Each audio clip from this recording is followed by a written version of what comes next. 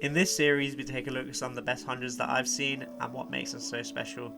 Today is the turn of Jinky Rahane and his 100 vs England at the home of cricket, Lords. This was the first series in England for India since the whitewash of 2011, and without the stars of old, Dravid, Sehwag, Lakshman and Tendulkar. However, a new crop of exciting young players had emerged in Pujara, Kohli, Rahane and Rohit, although Rohit wasn't playing in the series. A lot was expected of these players, having previously batted well in South Africa and New Zealand, with Kohli and Rahane hitting tons in South Africa and Rahane in New Zealand.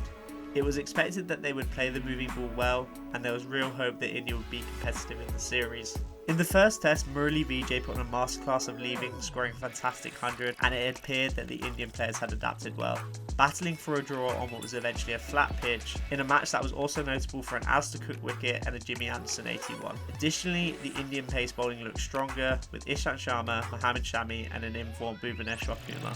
On to the second test.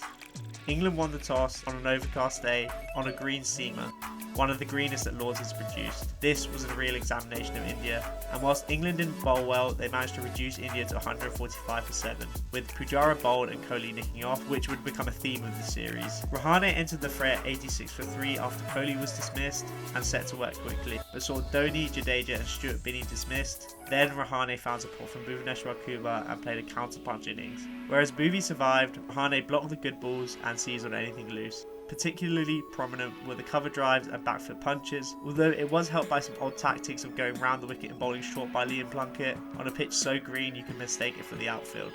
After he was dismissed, having led India to a respectable 295, England managed 319 in their first innings and was set 319 in the final innings thanks to a counter-attacking 50 from Ravi Jadeja. In the final innings, Ishant Sharma bounced out 7 England batsmen and paved the way for a historic win for Team India.